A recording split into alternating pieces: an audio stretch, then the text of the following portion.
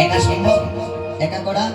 গ্রামের দাঁড়ে দাঁড়ে এই যে ভিক্ষা করে 10 টাকা 5 টাকা আয়োজন করে বাবা কীর্তনের আয়োজন করেছেন, দূর দূরান্ত থেকে কীর্তনীয় আনছেন এবং আমাদের কীর্তনিয়াদেরকে এনে কীর্তন শোনার সুযোগ করে দিয়েছেন সকল ভক্তদেরকে। তাই সকল কমিটি বৃন্দের চরণেও দণ্ডবোধ প্রণাম। যারা ভক্তগণ এসেছে, আপনারা যদি সহযোগিতা না করতেন তাহলে ওনাদের কমিটি বৃন্দের হয়তো এই হরিনাম যজ্ঞের আয়োজন করাটা সম্পূর্ণ হতো না। এবং যারা দূর দূরান্ত থেকে এসেছেন, এত ভক্তগণ, এত আয়োজন, যদি ভক্তগণ না থাকতো তাহলে এই আয়োজনগুলো কি বৃথা ছিল? বৃথা না, ভক্তগণ এসেছেন বলেই কমিটির যারা আছেন তাদের এই আয়োজনটা সার্থক হতে চলেছে। তাই সকলে মিলে আপনারা এই হরিনাম যজ্ঞটাকে এইভাবে প্রত্যেক বছর আপনারা সুন্দর সুষ্ঠুভাবে পরিচালনা করবেন। নিতাই গৌর হরি বল। সবাই মিলে জয়ধ্বনি করবেন, বলুন জয় জয়। আপন আপন মাতা পিতা কি, আপন আপন গুরু মহারাজ কি, আপন আপন দীক্ষা গুরু কি, তোমরা জয় দাও গো, জয় গুরু শ্রী গুরুদেব।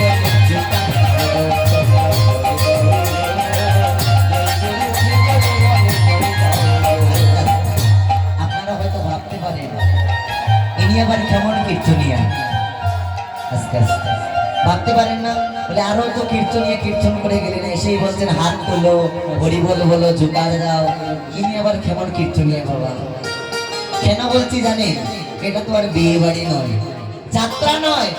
বিয়ে বাড়ি যদি হয়, যাত্রা হয়, আপনি বসে থাকবেন দেখবেন, কিন্তু কীর্তন কীর্তন যদি হয় তাহলে এখানে বসে থাকার নয়। এখানে এসেছি ভগবানের সেবা করবার জন্য, ভগবানের সেবা করবার জন্য। ভগবানের সেবা কিভাবে করবেন?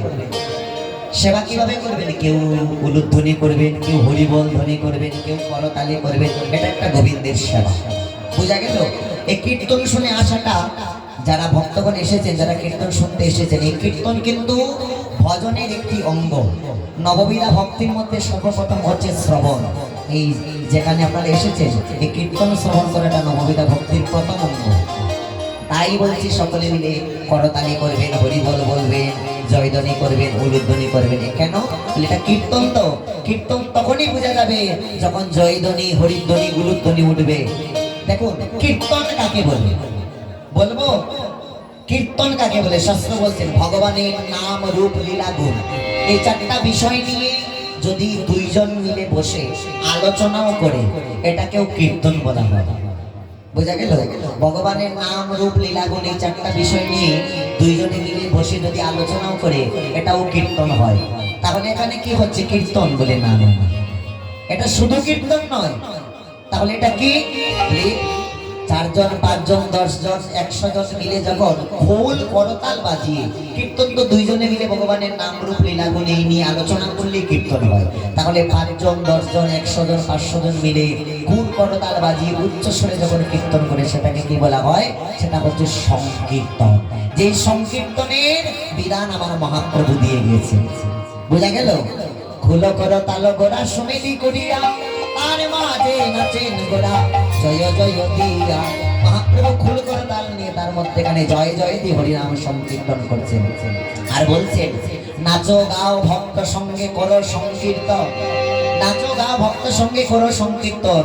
আস্তে আস্তে এই কীর্তন থেকেই তোমার হৃদয়টা হইবে মার্জন। নিতাই গৌর হরি বল। জন্ম জন্মান্তরের আবর্জনা লেগে আছে এই হৃদয়ে আমাদের। এই হরিনামটা, ওই হরিকথা, কৃষ্ণ কথাটাও মিষ্টি মনে হচ্ছে না, ভালো লাগছে না অনেকে। কেন জানেন? ওই পিত্তরোগ যদি কারো হয়, পিত্তরোগ বুঝেন তো মায়েরা? পিত্তরোগ যদি কারো হয়ে যায়, তাহলে তার মুখে যদি রসগোল্লা দেন, সেটাও তেতো মনে হয়। পিত্তরোগ যদি কারো হয়, তো এইরকম আমাদের জন্ম জন্মান্তর ধরে মায়া পিত্ত রোগ লেগে আছে। আর এই মায়া পিত্ত রোগ লাগার কারণে হরি কথা, কৃষ্ণ কথা, এই হরি নাম, কৃষ্ণ নামটা আমাদের কাছে মিঠো মনে হচ্ছে। বোঝা গেল? শাস্ত্র বলছেন হরি নাম, কৃষ্ণ নাম শুনে যদি না লাগে মধুর, হরি কথা, কৃষ্ণ কথা শুনে যদি না লাগে মধুর, বুঝে নেবেন আপনার দেহে পাপ আছে যে প্রচুর।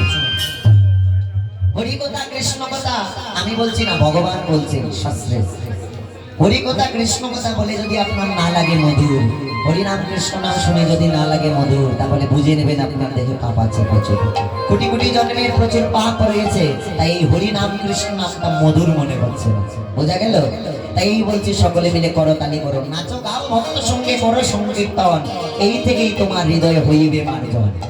এই থেকেই হৃদয়টা আস্তে আস্তে মার্জিত হবে, হৃদয় পরিষ্কার হবে। আর যখন হৃদয় পরিষ্কার হবে, আমার রাধা গোবিন্দের যুগল মূরতি হৃদয়ে দর্শন করতে পারবে। বৃন্দাবন, বৃন্দাবন তো শুধু ইউপিতে নয়, বৃন্দাবন শুধু ইউপিতে নয়। মহাজন বলতেন, শোনো, আপন দেহার মাঝে আছে রে মনে গোলকে বৃন্দাবন। আপন দেহার মাঝে আছে রে মনে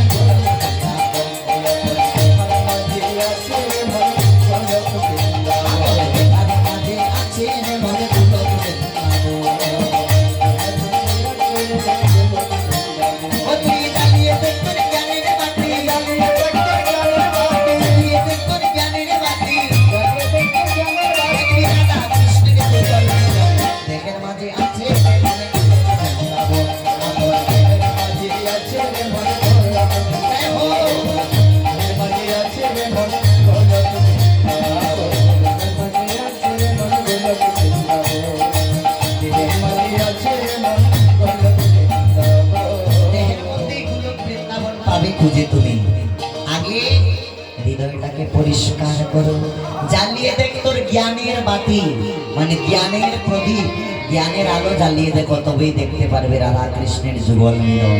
আপন দেহের মাঝে আছে রে মন গোলক বৃন্দাবন। বোঝা গেল? এ মাইয়া মাঝে মাঝে কথা বলে, মাইয়া মানে আমি কিন্তু মেয়ে বলিনি, মানে মা বলেছি, এটা ব্রজবাসীদের কথা। বোঝা গেল? অভ্যাস হয়ে আছে, মা বলতে পারি না, মেয়েরা আসে। তাই সবাই মিলে যে বা যারা ভক্তগণ উপনীত হয়েছেন, নিজ নিজ গুরুচরণ আপনারা স্মরণ করুন। আগে দীক্ষা নিয়েছেন তো?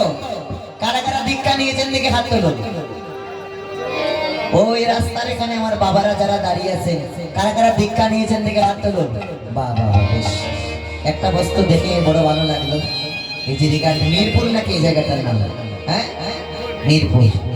এখানে এসে একটা বস্তু বড় ভালো লাগলো। অনেক জায়গায় আমরা জিজ্ঞেস করি, বলো কারা কারা দীক্ষা নিয়েছে, বেশিরভাগ হাত নিচের দিকেই থাকে, কিন্তু এখানে বেশিরভাগ হাত উপরে, মানে বেশিরভাগ অংশের মানুষ গুরু চরণ আশ্রয় করেছে, গুরু দীক্ষা নিয়েছে।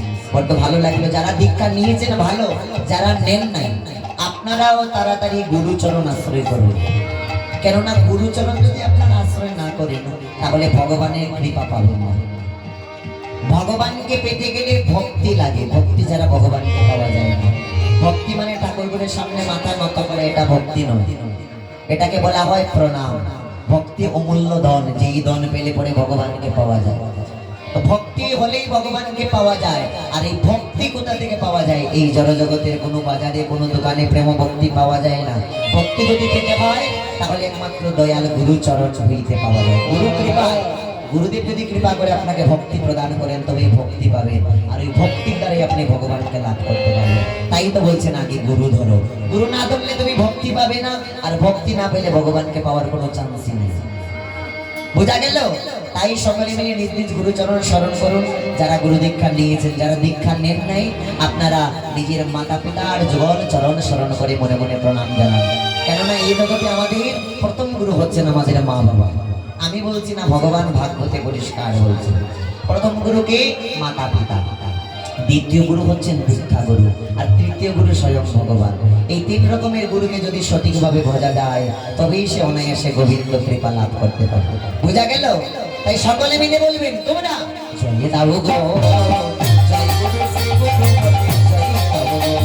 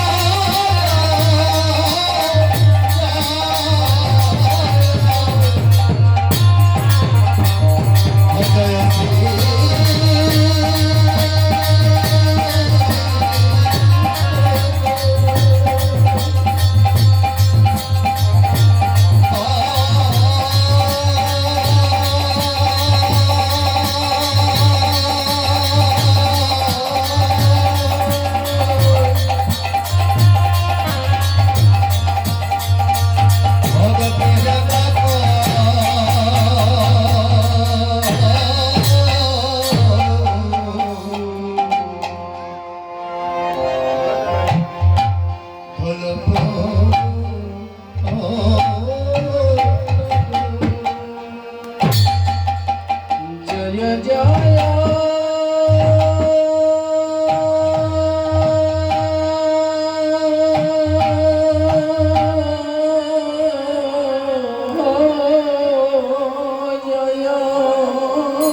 বলি হরি বলি হরি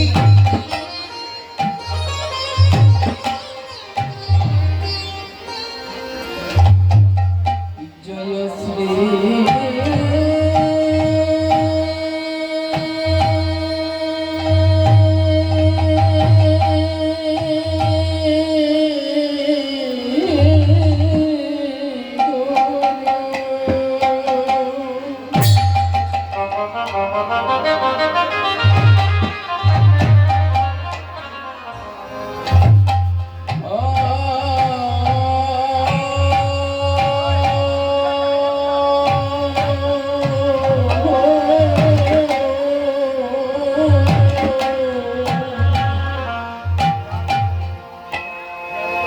ভগ প্রেম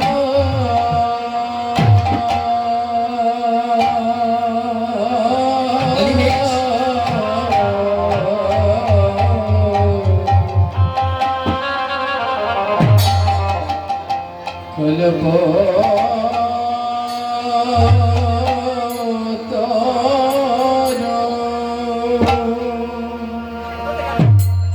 তোমরা সবাই মিলে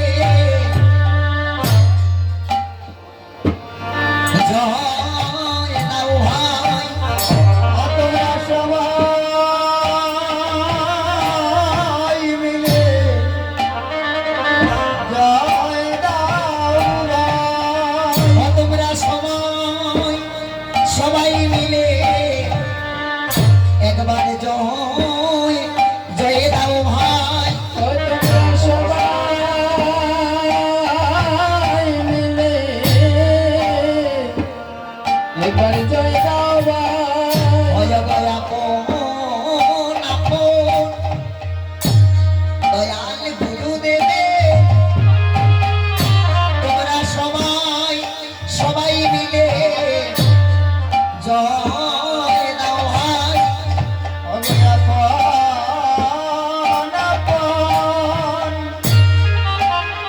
দয়াল গুরুদেবে সবাই মিলে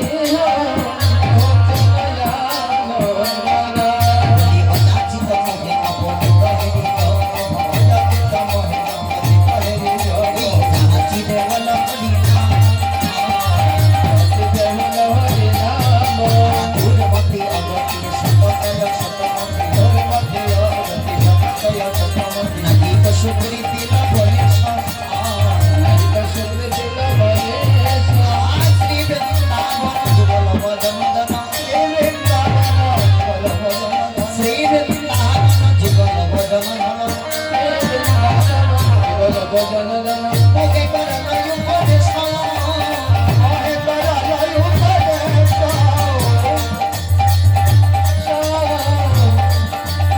মহে করা লয় উপদেশ নির্মল ত্রিভুবন প্রেমের শশী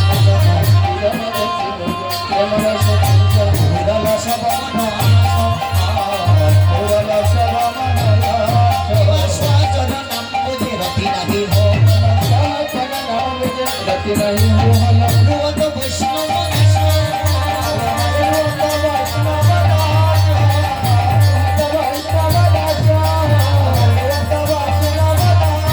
দয়াল গুরু আমায় বড় দয়া দিয়ে তোমার কবর ছায়া দয়াল গুরু আমায় বড় দয়া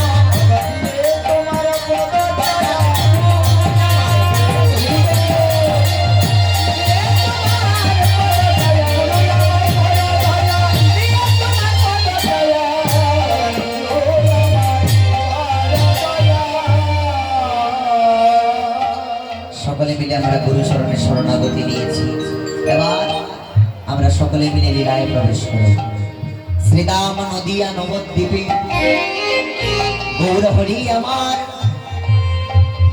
পারিষদগণকে সঙ্গে লয়ে মহাপ্রভু আমার আনন্দে সুরজনী গঙ্গার তীর আলোয় করে হরি নামের খেলা খেলছে মহাজন বলছেন চেয়ে দেখো আমার গৌর এলো রে